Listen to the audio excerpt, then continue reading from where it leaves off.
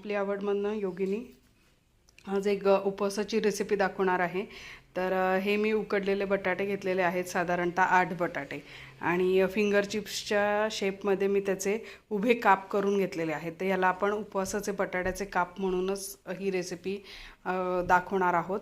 तर आता असे काप करून घेतल्यानंतर जर बटाटा गरम असेल तर फ्रीजमध्ये ठेवून त्याला गार करून घ्या।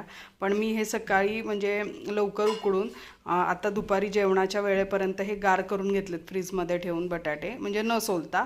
आता सोलून मी त्याच्या या फोडी करून घेतलेल्या आहेत। तर आता मी कढई तापायला ठेवते आणि आपल्याला क्रिस्पी बटाट्याचे काप कसे करायचे ते दाखवते। हे पहा, मी कढई तापायला ठेवलेली आहे आणि साधारणतः अर्धा कप तेल तापायला ठेवलेलं आहे। तेल वापरणार आहे मी आणि बाकीचं साहित्य पण दाखवते। हे पहा, याच्यामध्ये या चमच्याचं प्रमाण घेतलेलं आहे मी, पोह्याचा जो चमचा असतो तो।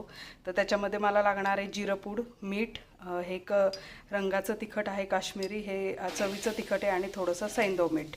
तर आपण लगेच सुरुवात करूयात। मी ह्याच्यात अख्खं जिरं वगैरे घालणार नाही आहे। तेल तापल्यानंतर आपण पहिल्यांदा बटाटे घालून मग बाकीचे मसाले वरनं ॲड करणार आहोत, दाखवते। हे पहा, मी तेल तापलेलं आहे आणि मी हे बटाटे याच्यामध्ये घालून घेतलेले आहेत। आता आपल्याला याला क्रिस्पी होण्यासाठी थोडं तेलाचं प्रमाण आपण जास्त ठेवलेलं आहे, आणि एकदा हे तेल सगळीकडे लावून घेऊयात बटाट्यांना, आणि मग वरनं आपण मसाले ॲड करूयात।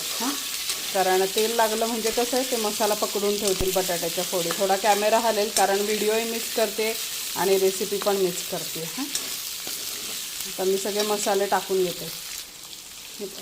सगळ्यात पहिल्यांदा मी हे साधं मीठ घेतलं होतं ते घालून घेते याच्यावर। त्याच्यानंतर मी सैंधव मीठ घेतलं होतं, थोडं छान लागतं तिखट आंबट। त्याच्यानंतर हे सगळे मसाले 1 बाय 1 घालून घेऊयात आपण। हे पहा, हे मसाले घालून झालेत आपले, आणि आता मस्त फ्राय करून घेऊयात। हे पहा, सगळे मसाले सगळ्या फोडींना किती छान लागलेत, आणि आता हे थोडंसं मोठ्या मीडियम गॅसवर आपल्याला असेच ठेवायचे जोवर त्याला थोडासा क्रिस्पीनेस नाही येत। तर साधारणतः एक 5 ते 10 मिनटं लागणार आहेत या प्रोसेसला।